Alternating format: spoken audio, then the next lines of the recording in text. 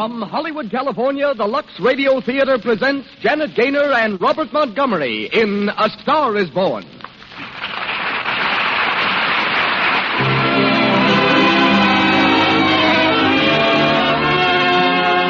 Lux presents Hollywood. Back on the air again after a summer vacation, our first production brings you Janet Gaynor, Robert Montgomery, Lionel Stander, and May Robeson in one of the greatest stories the screen has ever known, A Star is Born. With us also, here on the stage of the Lux Radio Theater on Hollywood Boulevard, we have as guests Sid Grauman, founder and managing director of one of the most famous motion picture theaters in the world, Grauman's Chinese, and John Leroy Johnston, managing editor of Screen Book and Hollywood magazines.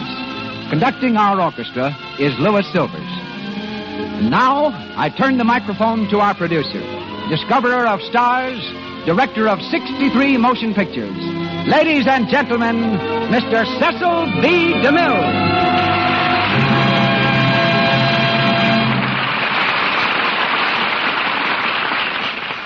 Greetings from Hollywood, ladies and gentlemen. 9 weeks have passed since I last stood here to ring up the curtain in the Lux Radio Theater. Tonight we return, as we shall every Monday night at this time, bringing you Hollywood's celebrated stars and the most distinguished plays of stage and screen. We've had a vacation, but more than that, we've had an opportunity to plan ahead.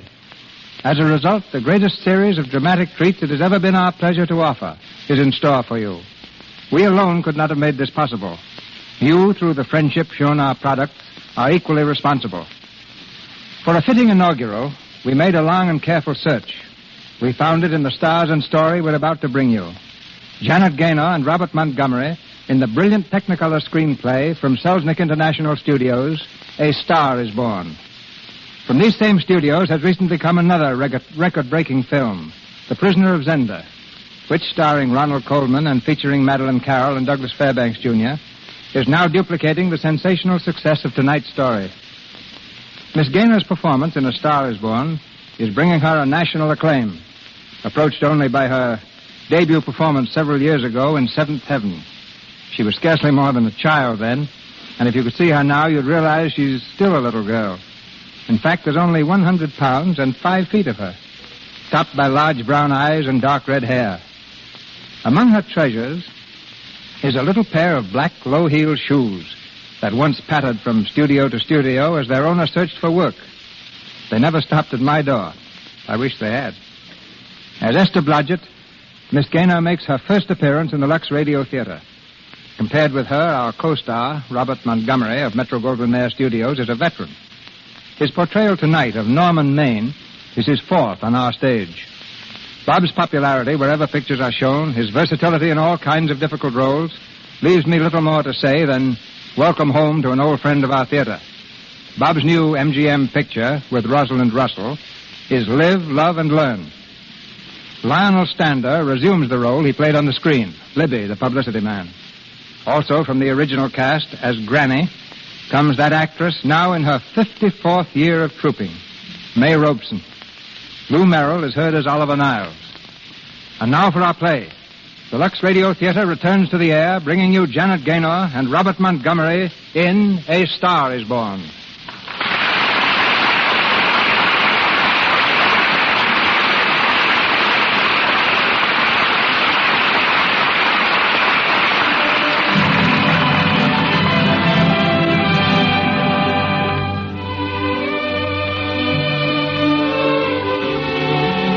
An isolated farmhouse on the wind-swept plains of North Dakota.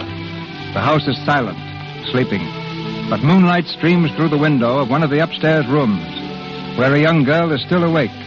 She lies across her bed, sobbing quietly into the pillow. The door is inched open, and an elderly woman in an old flannel wrapper calls to her softly.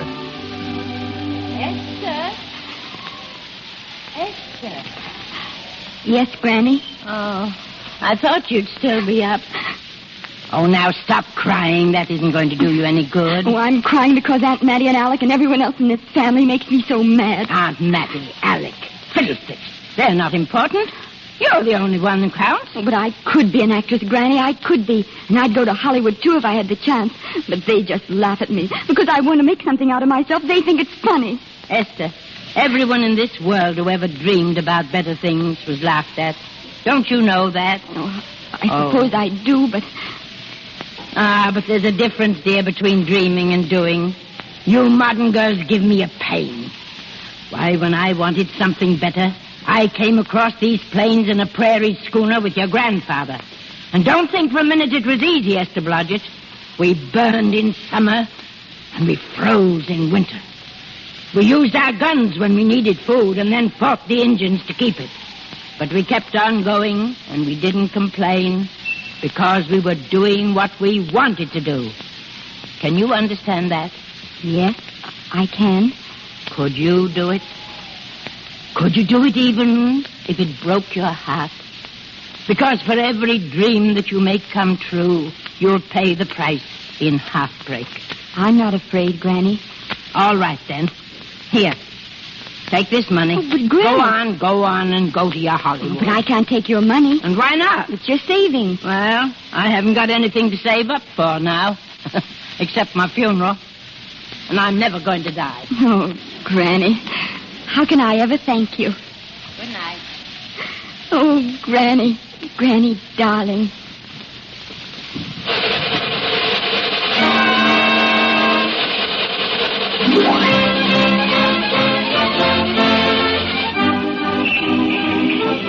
Hollywood Boulevard, the heart of the movie metropolis. On your right, Grauman's Chinese Theater. Notice the paved blocks containing the hand and footprints of your favorite star. And in just a few minutes, we'll be in Beverly Hills.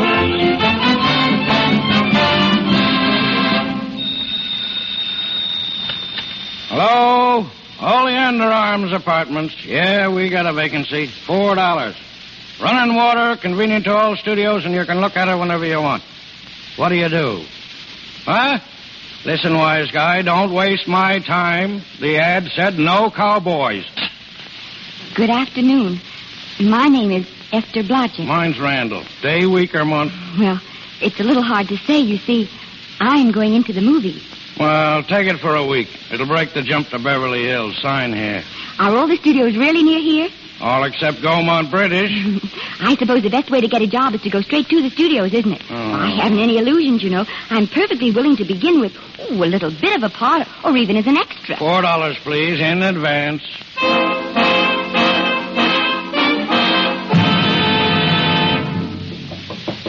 Come in. I beg your pardon. Is this the Central Casting Office? Yes. I'd like to register for extra work, please. To register? How long have you been in Hollywood?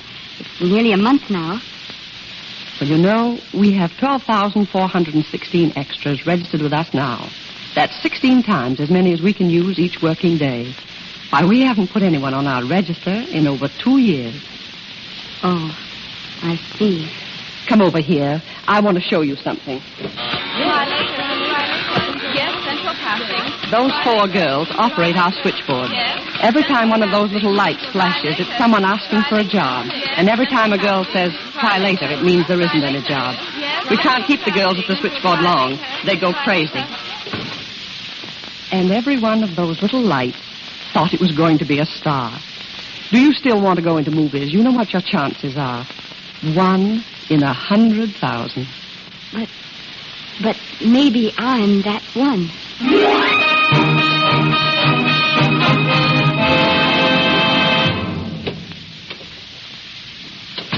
Afternoon, Miss Blodgett.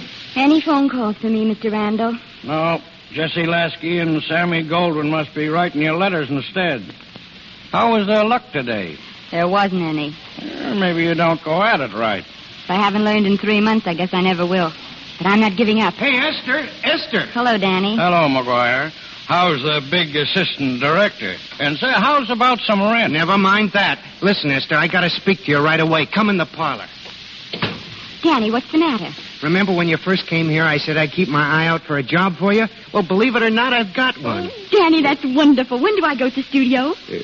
Well, you don't exactly go to the studio. Oh, it's on location. Well, it isn't exactly on location either. It isn't really a movie job at all. It's to be a waitress. Oh. Well, it is kind of a movie job in a way if you look at it right. You said it was a waitress. Yeah, but it's waitressing for Casey Burke, the big director over at our studio. He's throwing a party tonight, and there'll be a lot of big people there. I bet there'll be any number of big directors. And if you're there, maybe they'll notice you. I could make them notice me. Sure you could. This is your chance, Esther. My chance. All right, I'll do it, Danny. Good girl.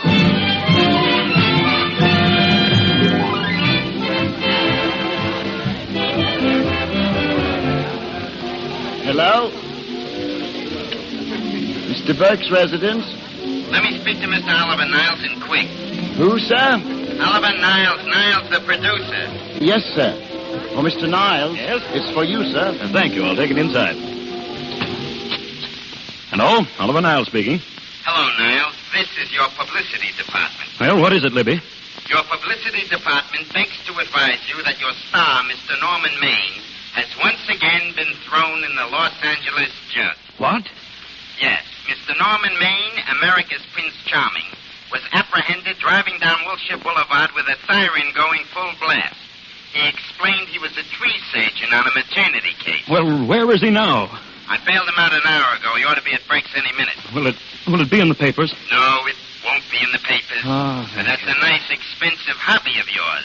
Keeping Mr. Maine's informal entertainments out of the public press. Now, look, Libby, I don't care what it costs, but... Evening, Norman. Never mind, Libby. He's here now. I'll call you back. Hi, Oliver. You look worried about something. Do I? Well, go ahead and say it. I've got it coming to me. Oh, don't make it any tougher for me, Norman. I don't want to stand here and preach. Yeah, I know. The costs are going up and the grosses are going down. Oh, no, it isn't that, Norman.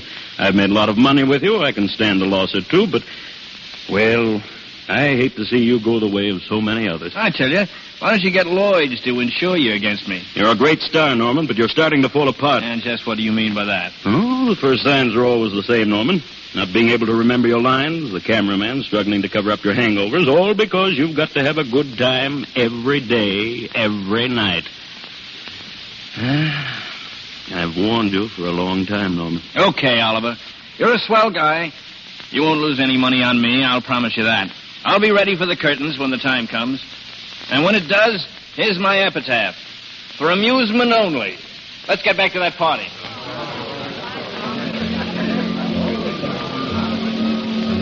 Hors d'oeuvre, Mr. Maine.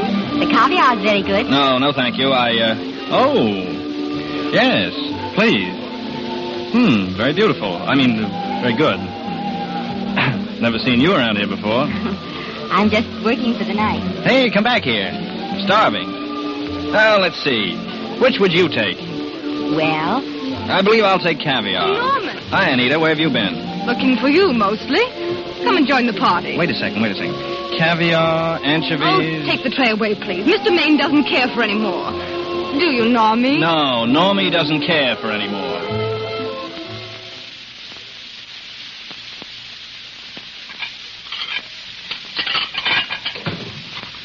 Greeting. Oh. You mind if I help? In the kitchen. Won't they miss you? Oh, no, they'll just look under the table, and when they see I'm not there, they'll forget the whole matter. What's your name? Esther Blodgett. My name's Maine. I know. What's so funny? I was thinking about all your fans. How surprised they'd be if they could see you now helping me put plates away. They don't know my finer side. He'd be pretty envious of me, meeting you in person this way. Tell me, you disappointed? Yes. Now you've done it. Never mind. Makes the room look lived in.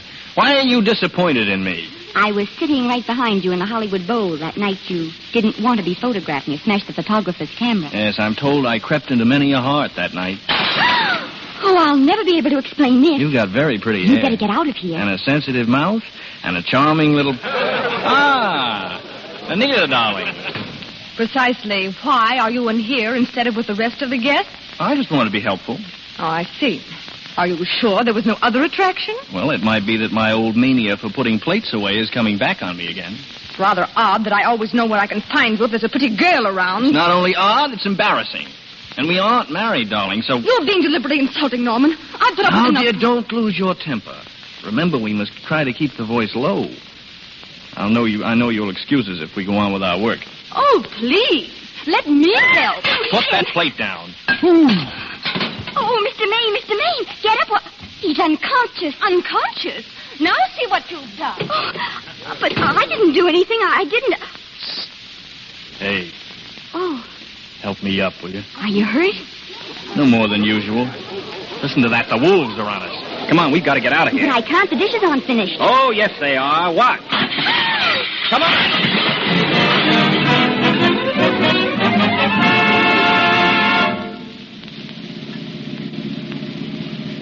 That's my house, Mr. Maine, the one with the oleander bush. Oh, right. Well? I'll bet I know what you're going to say now. What? Good night. Good night, and thanks. Oh, now, wait a minute. Do you realize that all I found out about you is that you're foolish enough to want to go into pictures? Why is it foolish? Look at you. Yeah, that's what I mean. Now, I'd like to go into this matter rather thoroughly. Oh, that's so why don't we awfully go up nice to of my you. place and talk it over? Oh, no. Thank you very much, but I really must say good night.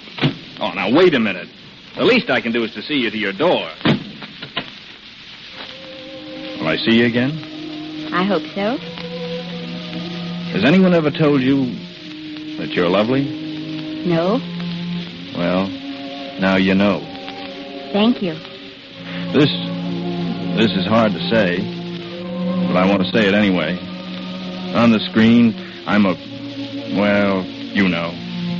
In private life, I'm, well, you know. But whatever I do, I still respect lovely things. And you're lovely. Do you understand that? Yes, I think I do. And it's not that bump on the head that's doing this either. I'm glad. Good night. Good night. Hey, wait a minute. Yes? Do you mind if I take just one more look? Good night. Good night.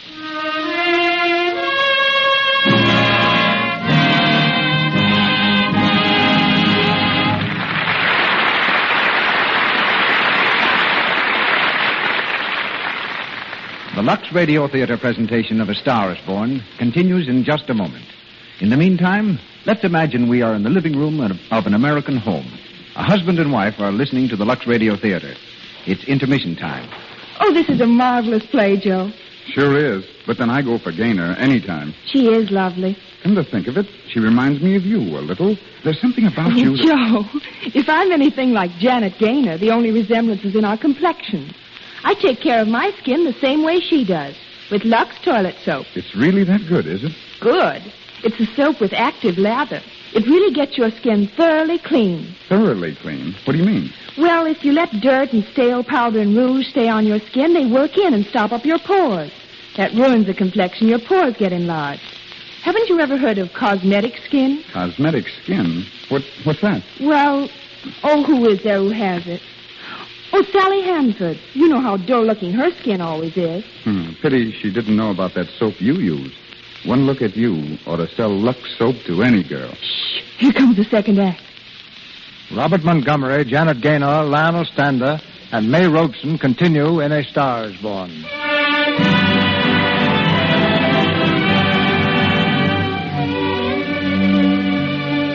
A few hours have passed since Norman Maine left Esther at her doorstep. It's 4 o'clock in the morning. In the bedroom of Oliver Niles' home, the telephone jangles wildly. Niles, half asleep, gropes blindly for the receiver.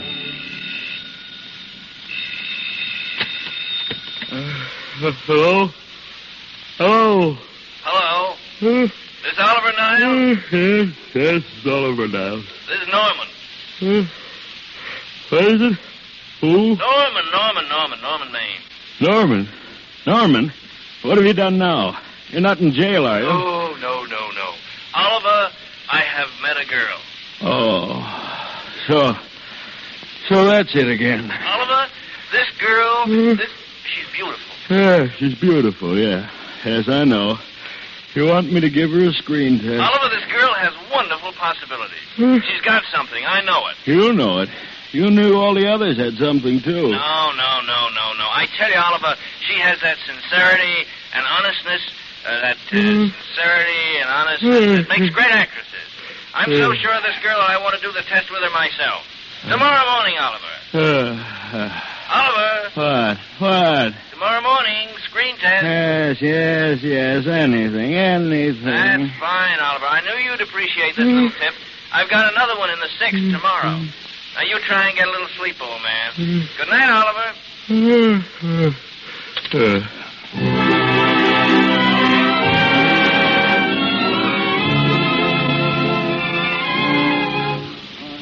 this light too hard? Move that gobo. Yeah. Get that inky spot in there. All right. This is just a test, gentlemen. Get going. All set, Mr. Burke. All right, then, let's take it. Ready, Norman? Ready? Ready, Miss, what's your name? Esther Blanchard. Okay. He'll soon know your name, Esther. The whole world's going to know it. But I'm so scared. Maybe I better not try it today. Oh, come on now. Don't be foolish. They all had to go through this. Crawford, Lombard, Myrna Loy, and Esther Blanchard. All right. I'm ready. All set, Burke. Quiet. This is the take. Roll 'em. Quiet, everybody. Please. Action. The last time I saw you was the only time in my life I ever wanted to be a man. I think I prefer you as a woman.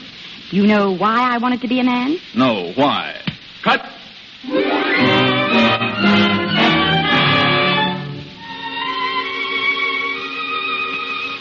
You'll sign right there, Miss Blodgett. There, Mr. Niles. That's it. Thank you. Thank you, Mr. Niles. I may as well tell you that my whole organization thinks I've gone a little nuts to sign you. Maybe they're right. I hope they aren't. Well, we won't know either way for a while, will we? You look like a nice girl. I think I'm going to like you. That's not important. I think the public will like you. That is important. I know it is. We're going to change your name, of course. Esther Blodgett is, well, you understand. From now on, your name is Lester. Vicky Lester. Vicky Lester. Vicky Lester. Why, it's beautiful. Good evening, everybody. This is Billy Moon, your own Billy the Hollywood Star Chaser. Flash. Oliver Niles Studio discovers a new starlet, a Cinderella of the Rockies. Her name is Vicky Lester. Those who have peeked tell me she couldn't be more Davoon. She's putting in her training period now, and in a few months we may get a look at those fair features. The best of luck to Vicky Lester from her future fans.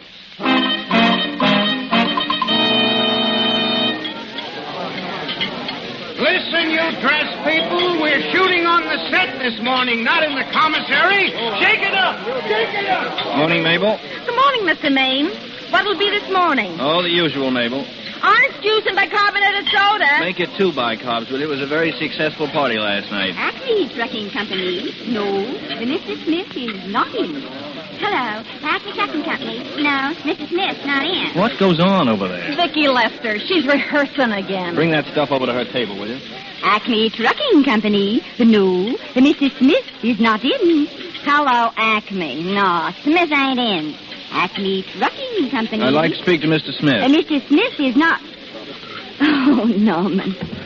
What's this between you and Smith? I've got a part. It's one line, but it's in a picture. Oh, so it's ambition that made you break that date with me last night, eh? Well, I had to be here so early this morning. Yeah, so did I. I had to stay up all night to make it, too. You started your picture, haven't you? Oh, we're still in the testing stage. Can't seem to find a girl for the lead. Gee, you think with all the girls there Yeah, are... but this girl's got to be different. She's got to be little and cute and sweet and... Well, blow me down. What? Well, close these tired old eyes. Norman, what's the matter? Come on, hurry up. Where are we going? Oliver Niles' office, on the run. I tell you, Oliver, it's surefire. You've gone through the whole casting directory, haven't you? I'll work day and night, Mr. Niles. And I'll work with her, Oliver. I can be mean or nasty or anything you want, Mr. If Niles. she clicks, Oliver, you got a star overnight. Well, what do you say? Okay, she's in. Esther, she's faded.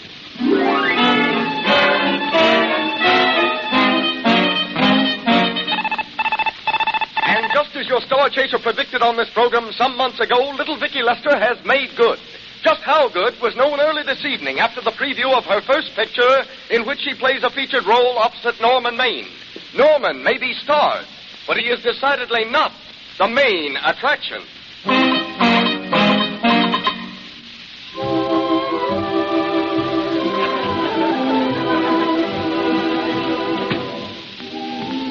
It's cooler out here. You see those lights, Esther? Down there? That's Hollywood. It's wonderful, isn't it? A crazy quilt. No, that's a carpet spread for you.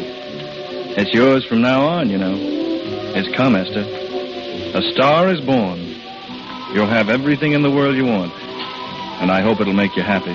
Hasn't it you? Well, there's one thing I've never had. Lots of times I've told myself I'd found it, but I always knew I was lying. Still, I never stopped looking for it. Maybe it'll come. I think it has come, Esther. And I wish it weren't too late. Oh, but it's not too late. You can't throw away your life the way I've thrown away mine. And have anything left that's good enough now. You can. Norman, you can. Oh, you mustn't tell me that, Esther. I'm so afraid I'll believe it. I want to, Norman. I want you to believe it because I love you, too.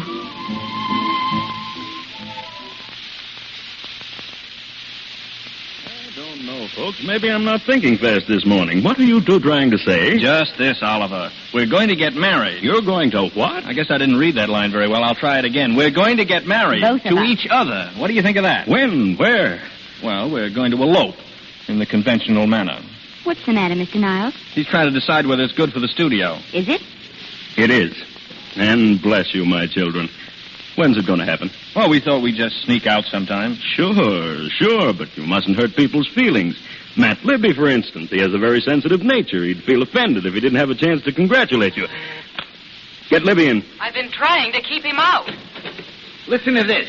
The screen's ideal romance blossomed into breathtaking reality today when Vicki Lester and Norman Maine, America's dream lovers, slipped quietly through the portals of holy matrimony. How does that sound? Horrible. But you see, we're going to elope. Sure you are. It'll be the biggest elopement this town ever saw. We'll get a tie-up with the Army. I'll have you escorted all the way down to Yuma, Arizona by 20 of their new bombing planes. From there, you can make personal appearances in Denver, Salt Lake, Seattle, Vancouver. Let's make this thing international. Norman, is he going with us? Say, Niles, don't you think we can work this thing out better alone? No use bothering the happy couple with all these details. Oh, I'm so sorry. We didn't realize we were in the way. While you're settling the details, you don't mind if I go out and buy this woman a ring, do you? Sure, go ahead. We want everything legal. Come on, honey. See you later, Oliver. There's a charming couple for you. A nice girl like Vicky and public nuisance number one. Norman's all right, Libby. You'll pardon my pointing Vicky's business as her own. It doesn't require any comments. I didn't comment. I just said it's a rotten You go shame. ahead and plan the elopement. What's the matter? You sore or something about this elopement? No, I'm not sore. Go on, Libby, beat it. I'm busy.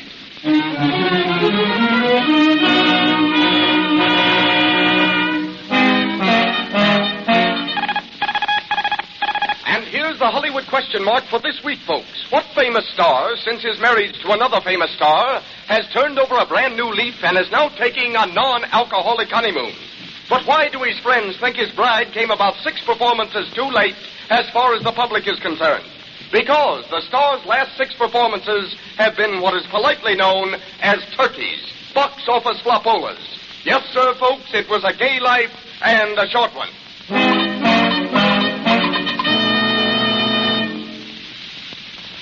But, Norman, I just can't believe it. Would you mind telling me again, very slowly? That's your new house. This is your new grass. And those are your new trees, and here's your new husband.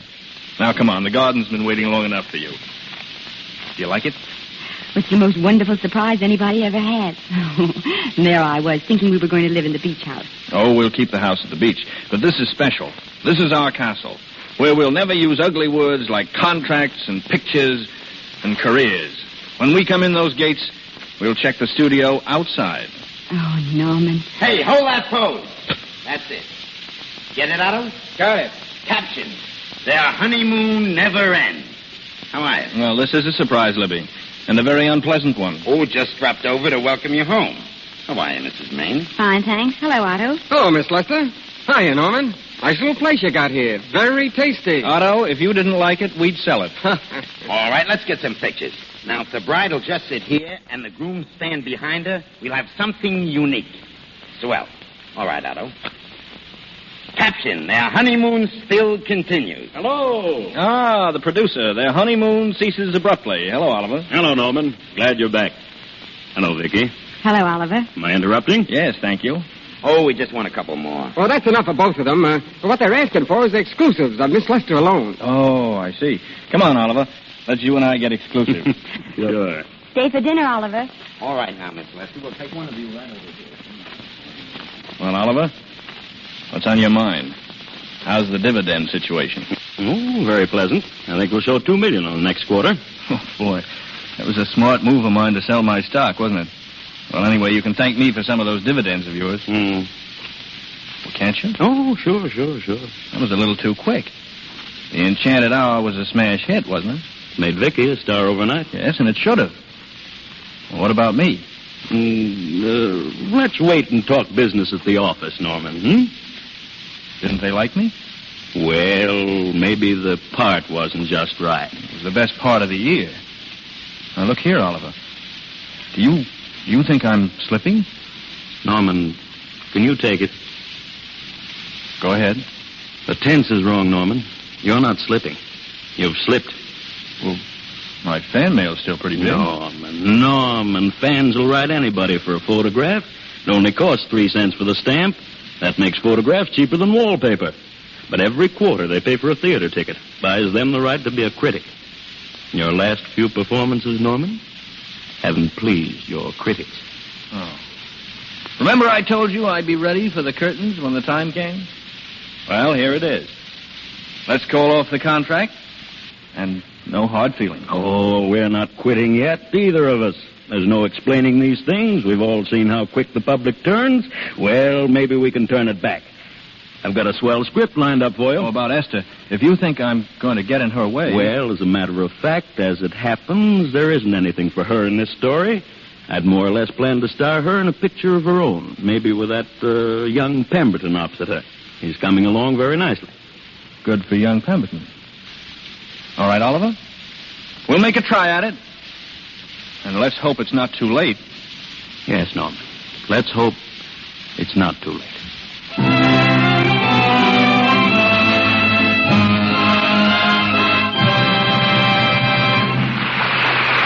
We pause for station identification.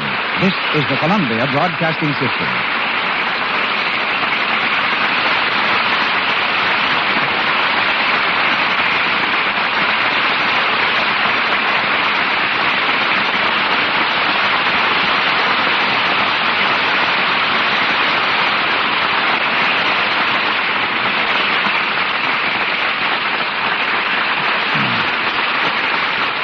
It's been our custom, between the acts of our plays, to bring you little glimpses of Hollywood, to give you a view of film activities from backstage. We continue that custom with a word from John Leroy Johnston, Western manager of Fawcett Publications and managing editor of Screen Book and Hollywood Magazine. The last time we met, he interviewed me. Tonight, with the tables turned, I'll drop my first question by asking Mr. Johnston what he'd like to be interviewed about. Well, Mr. DeMille, that's easy. After all, the product that makes this program possible is Lux Toilet Soap.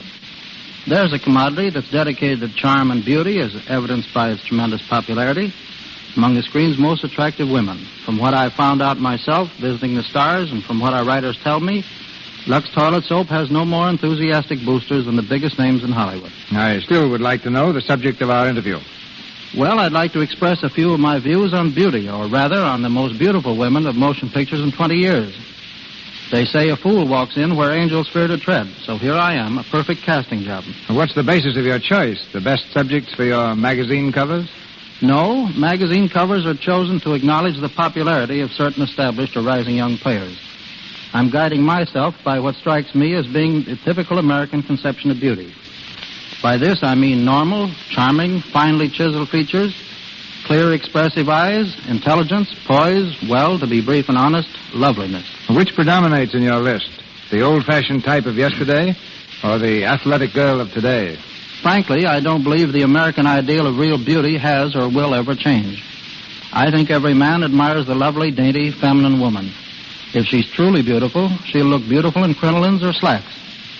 So, from the silent days onward, here's my all-American team. Selections representing every section of the continent. Alice Joyce, Corinne Griffith, Clara Kimball Young, Billy Dove, Mary Nolan, Joan Crawford, Janet Gaynor, Jeanette MacDonald, Dolores Del Rio, Norma Shearer, and Madeline Carroll. And for a second team, I'd say Anne Harding, Carol Lombard, Joan Bennett, Anita Louise, Madge Bellamy, Virginia Bruce, Mary Astor, Gloria Stewart, Olivia de Havilland, Mary Bryan, and Marla Shelton. Now, offhand, I can't say whether or not I agree with your choice, Mr. Johnson. But I wish I could have all your all-American beauties in one picture. And I wish you'd provide a police escort so that I can sneak out of here before folks start throwing things. I'm on my way. Good night.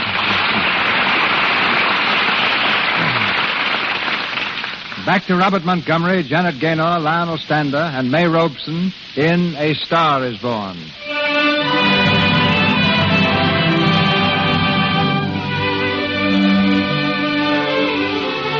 One year has passed.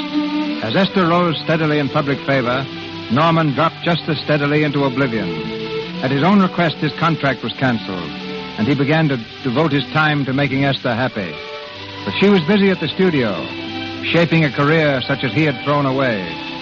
And left to himself, Norman slipped gradually back into his old ways. It's the night of the Academy Award dinner.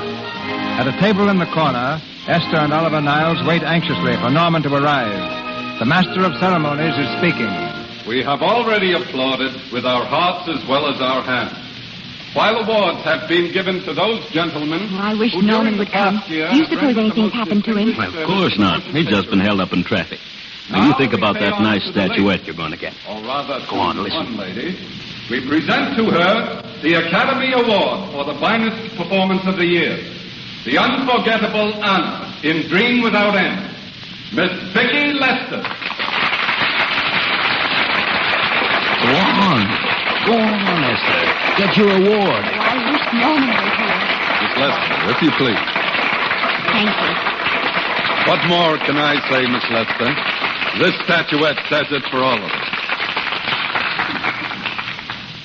Ladies and gentlemen, when something like this happens to you, and you try to tell how you feel about it, you find that out of all the words in the world, there are only two that really mean anything. Thank you. All I can do is say them to you from my heart. All I can do is tell you that I'll keep... Ray! Norman! That was a very pretty speech, my dear, and I want to be the first to congratulate you on that valuable little piece of bric-a-brac. And now I want to make a speech. Gentlemen of the Academy and fellow suckers, I got one of those once for the best performance once. It don't mean a thing. People get them every year. What I want's a special award. Norman, please. Something nobody else can get. I want a statuette for the worst performance of the year. I want 3 statuettes for the 3 worst performances of the year. I earned them, and everybody that saw those last masterpieces of mine knows I've earned them. What I'm here to find out is, do I get them or do I get them? Answer me yes or no. Music, quick. Answer me yes or no. Norman. All right, Esther, all right. I've got him. Come on, Norman. Come over to the table. Huh? Oh, hello, Vicky, dear. Allow me to congratulate you. You must be terribly proud and happy tonight. Thank you. Norman, dear. Oh, God. What do I... Somebody give me a drink.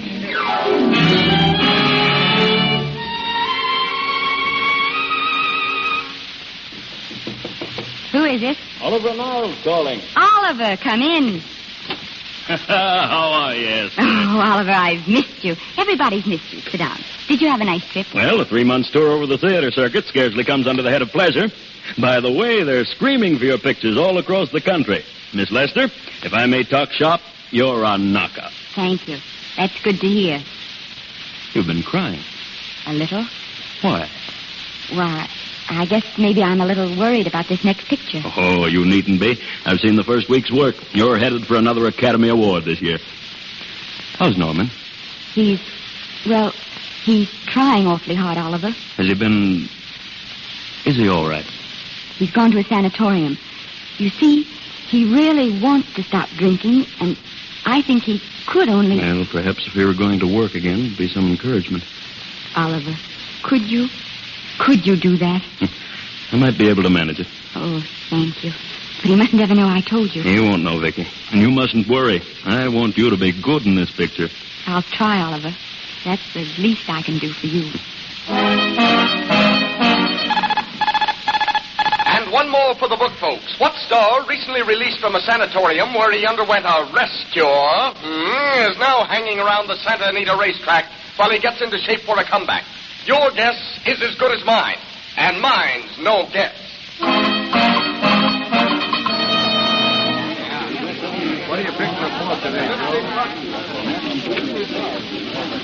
Hello, Charlie. Well, hello, Mr. Maine. Haven't seen you in a long time. Oh, no, I've been resting. Ginger ale, please. Ginger ale and what? Ginger ale and ginger ale. A new leaf? A whole new book. Thanks. Shake it up, Charlie. Hello, Libby. Why, it's Mr. America of yesteryear. Do they let you wander around now without a keeper? I'm a trustee now. I didn't expect to find you here at Santa Anita. What do they do with the actors when you're away? Oh, they cut them in slices and fry them with eggs. I suppose you'll be here all the time, now that you've retired from the hurly-burly of the silver screen. Well, we're staying down at the beach house now, and it's pretty lonesome with Esther away working all day. Well, I wouldn't squawk about that if I were you. It's nice somebody in the family's making a living. Say, go a little slow, Libby. I don't want to forget we're friends. Friends, my eye. Listen, I got you out of your jams because it was my job, not because I was your friend. I don't like you. I never did like you. Nothing made me happier than to see all those cute little pranks of yours catch up with you and land you on your celebrated face. Pretty work, Libby. Always wait till they're down and then kick 'em, eh? Hey, listen. You fixed yourself nice and comfortable. You can live off your wife now. She'll buy the drinks and put up with you even if nobody else will. Why, you... Take a swing at me, will you? Get up, you four-star ham, and I'll knock you down for keeps. Get up and get out of here. Don't bother to throw him out. He's harmless. Well, all right, Mr. Libby, if you say so. Sure, let him go. What can he do? He can't fight any better than he can act.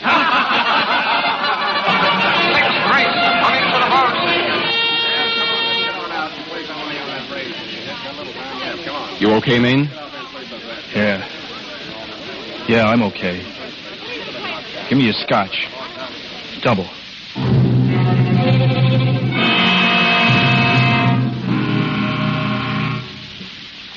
Vicky, you'll be ill.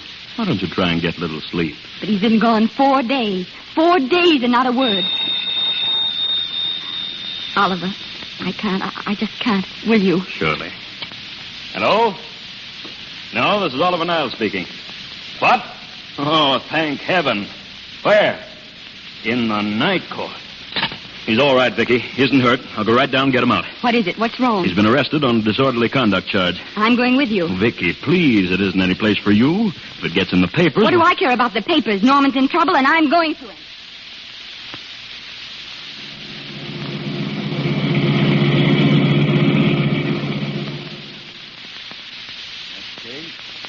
Alfred Henkel, known as Norman Maine. Where is he? Here. Drunk and disorderly. Crashed car into tree. Resisted arrest and injured one of arresting officers. How do you plead? Guilty. Were you Norman Maine, the actor? Yeah. You've come pretty low, haven't you? 90 days in the city jail. Wait, please. Your Honor, I'm his wife. Yes, I recognize you, Miss Lester. Please, I promise you, Judge, this will never happen again. I'll be responsible for him if you'll just not send him there. Do you realize that this man, when drunk, is obviously a menace to public safety? Yes. You realize, too, the responsibility you would be assuming to the court and to the Commonwealth? I do. Very well. Sentence suspended. Prisoner remanded to custody of wife. You may take him home, Miss Lester. Norman, are you all right, dear? Yeah. I'm so tired, Esther.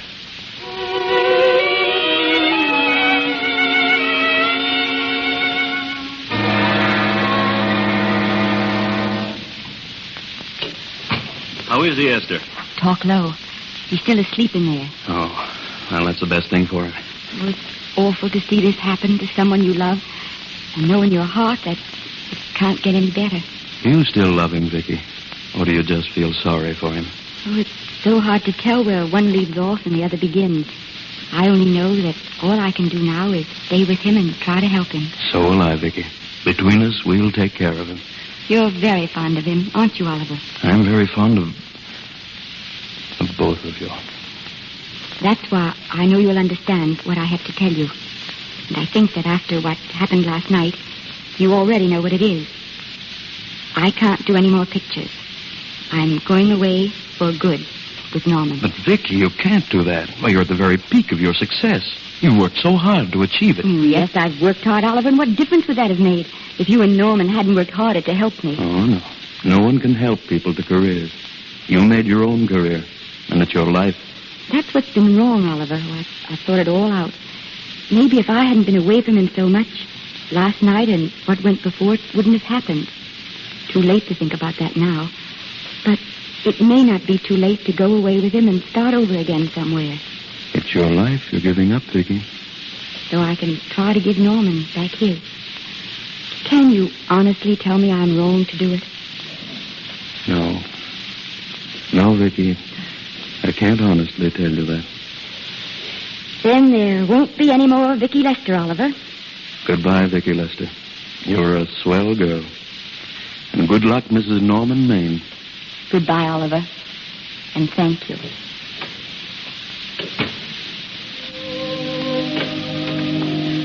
Norman. This is Maine coming in to apologize again, darling. Norman, have you been out there long? Oliver Niles was here. Yes, I know. I thought you would be. You're looking sad, darling. What other troubles have you got? None. I was just playing a scene with myself. Now, look. I'm just coming out of the jitters, and you're just going into them. This is a swell household. Isn't it? I'll tell you what we'll do. I'll promise to brace up if you'll go on the wagon. I guess I have been drinking too much. You know what I'm going to do?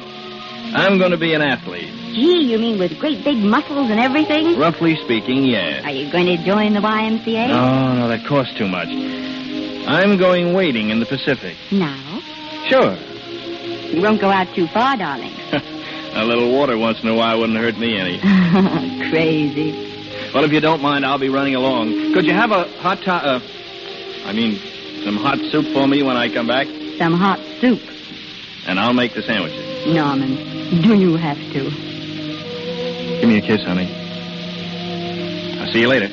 Don't be long. I won't. Oh, darling. Yes? Do you mind if I take just one more look? So long, sweet.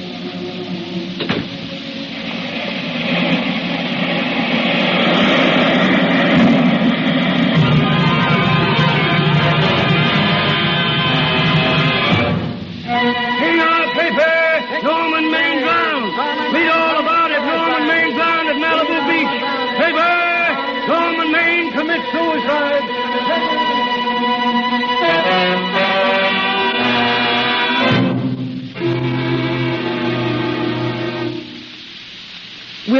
Will that be all, Miss Lester? Have you packed everything? Yes, ma'am. The bags, the trunk, everything. Have the car brought around, please. I'm her grand. Esther. Granny. Granny, darling. Oh, I'm so glad to see you. What made you come? Oh, I know when I'm needed. Here, girl, please. Please get out, will you? I want to talk to my granddaughter. Yes, ma'am. I got here just as quickly as I could. But I'm going home. I sent you a wire yesterday. Sit down. Now, is it true that you're going to quit the movies? I never want to hear of them again. What are you running away from, child? I'm not running away. It's just that I can't go on. My heart isn't in it anymore. You remember I told you once, if you got what you wanted, you'd have to give your heart in exchange. And you said you were willing. Do you remember that? I remember. Well, you got more than you bargained for. More fame, more success, even more personal happiness. And maybe more unhappiness. But you did make a bargain. And now you're whining over it. I wouldn't be very proud of myself if I were you, Esther. I'm not, Granny, but my mind's made up. Oh, well, then I'm very sorry I lent you that money to come here. It was just thrown away, wasted. I know.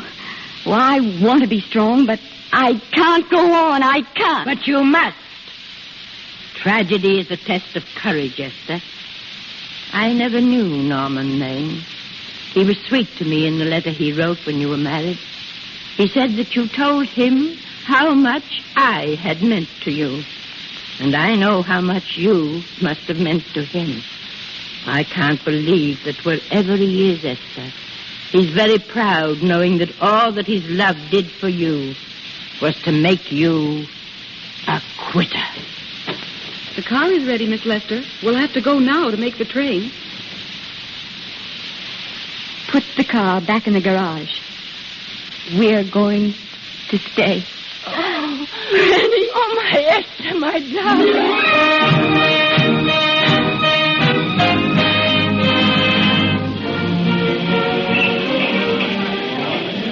Yes, ladies and gentlemen, it's a great occasion. The entire picture industry has come to the Chinese Theater for this opening tonight. It has come to pay tribute to a great star on her return to the screen. The girl who has won the heart of Hollywood, the girl who has won the heart of the world, Miss Vicki Lester. And now, if I'm not mistaken, Miss Lester's car has just driven up. Yes, it is her. I'll see if I can get her to say a few words. Here she comes now. No, wait, she's stopping, folks. What is it, Jim? Oh. Ladies and gentlemen, Miss Lester has stopped at the footprints of her late husband, Norman Maine. She's a little upset. I don't think we're going to get her up here. No, wait now. She's pulling herself together. She seems to be all right, ladies and gentlemen, and she's approaching the microphone now. Miss Lester, will you... Miss Lester, this microphone is on an international hookup. Throughout the world, your fans are hoping you'll say a few words to them. Will you, please? Of course. Hello, everybody. This is Mrs. Norman Maine.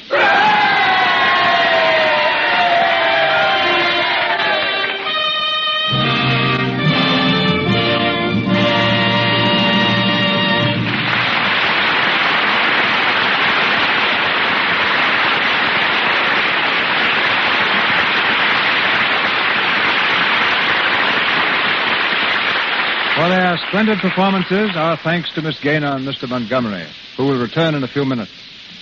It was most appropriate that our play should end with a scene at Grauman's Chinese Theater. It was there that the most thrilling premieres in Hollywood history have been held. There also originated the spectacular stage productions, copied though never equaled the world over. Grauman's Chinese is also famous for the hand and footprints of the stars recorded in the courtyard of the theater. To make your mark there means lifelong membership in Hollywood's Legion of Honor. The founder and guiding light of that theater is here tonight. One of the greatest showmen and best friends that motion pictures have ever had, Sid Grauman.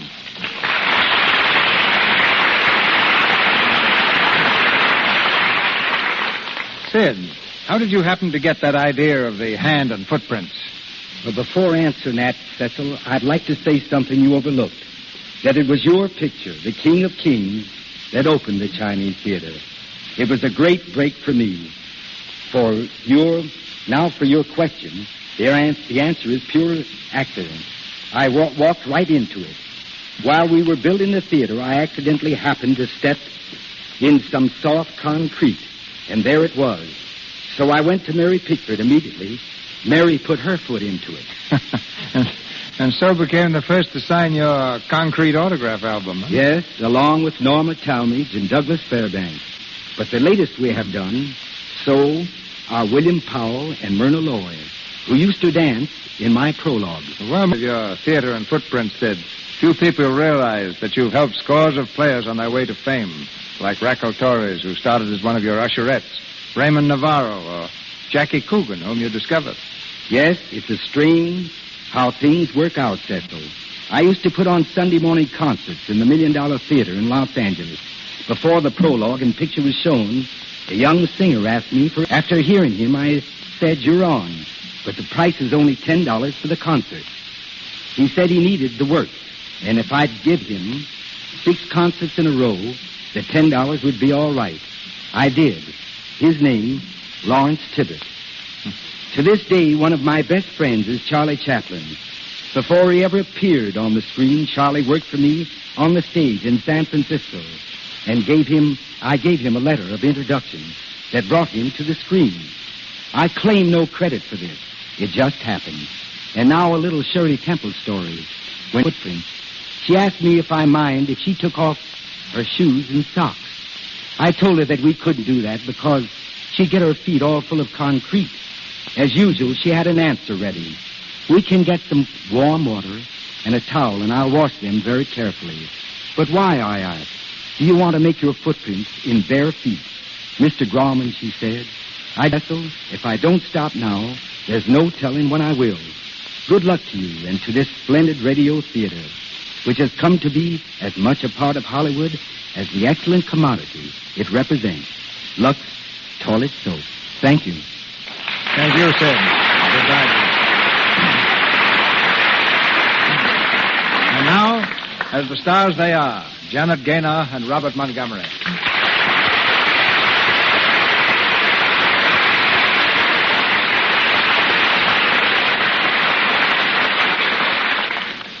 I'm glad to be able to take this curtain call, Mr. DeMille, because it gives me a chance to say something that I really want to say as regards A Star is Born. Often when a picture is a success, all the credit goes to the individuals who happen to star in it. We're inclined to pass by the off-screen personalities who made that picture possible. To Mr. David O. Selznick, the producer of A Star is Born, and Mr. William Wellman, who so brilliantly directed it, and all the others who contributed, I am very grateful. But now, what about Mr. Montgomery? I hear some talk around town that you're to go east. Yes, Montgomery the actor is about to become Montgomery the farmer. I'm going back to the farm for a spell. Yes, you told us that some months ago, and you haven't reached there yet. I'm beginning to think that your back to the soil movement is just a fable. At least it provides Bob with some swell stories about that neighbor of his back there, Zeb Davis. Yeah, Zeb is on the way to becoming a national character. What's he done lately, Bob? Well, Zeb probably won't speak to me for telling this one on him, but here goes. Zeb has a wife who likes to keep him, well, shall we say, under control. Not long ago, she decided that Zeb ought to get a new car. Zeb couldn't quite figure that out because the one he had was only 11 years old. So he got a new car. Well, the Davises were having a little party one night when Mrs. D told Zeb to drive to town for some ice cream and to be very careful of the car. It's a 16-mile trip, and Zeb sort of hit her up on the way back. He was just about to turn up the road to the house when he stepped on the gas instead of the brake. He ran into a ditch, turned over a couple of times, and ended up with the car on top of him and the ice cream in his hand. A couple of the boys ran up and tried to pull him out, but Zeb was stuck. He didn't say a word until the boys started to get the car off him, and then he let loose. "Leave me alone," he hollered. "Leave me alone and get that ice cream home before it melts. There's enough trouble around here as it is." That's very good, Bob. I hope you'll find Zeb completely recovered and with a lot more stories. As you said, Mr. DeMille, this was my first appearance here. But really, I felt quite at home because I'm well acquainted with the products behind this program. I'm happy to say that Lux Toilet Soap has been in my dressing room and in my home, too, for several years. I wouldn't be without it. Thank you, Janet. And you, too, Bob, for launching our program in such distinguished fashion. Thank you, sir. Thank you. Good night. And thank you, Mr. DeMille. Ladies and gentlemen, this is your announcer, Melville Ruick. News of next week's thrilling show comes to you in just a moment from Mr. DeMille. Assisting in tonight's cast were Lou Merrill as Oliver Niles, Chester Clute as Pop, John Gibson as Danny McGuire, Margaret Brayton as Anita, Edwin Max as Master of Ceremonies, Forrest Taylor as Judge, Frank Nelson as Moon, Lucille Meredith as Maid, Grace Kern as a waitress, Myra Marsh as Miss Phillips, Sidney Newman as Director, James Eagles as Otto, Gil Patrick as Police Officer, and Ross Forrester as a photographer. Miss Gaynor and Miss Robeson appeared through courtesy of Selznick International Pictures, Mr. Montgomery, Metro Goldwyn Mayer, Mr. Stander, Columbia Pictures Corporation, Mr. DeMille, Paramount, and Louis Silvers, 20th Century Fox, where he was in charge of music for the new film, Wife, Doctor, and Nurse. And here is our producer. Not because he happens to be the star of my new film, The Buccaneer. Not because he starred in two of our biggest successes last spring. But because he happens to be, on and off the screen, a citizen of whom Hollywood is most proud. It gives me particular pleasure to announce that next Monday night, the Lux Radio Theater stars Frederick March. And with him, Florence Eldridge, who in private life is Mrs. March. Our play is from the stage and screen success, The Outsider.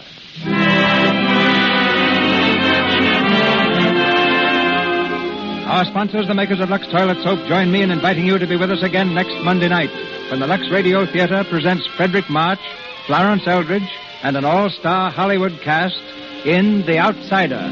This is Cecil B. DeMille saying good night to you from Hollywood. Heard on tonight's program was A Afraid to Dream from You Can't Have Everything. This is the Columbia Broadcasting System.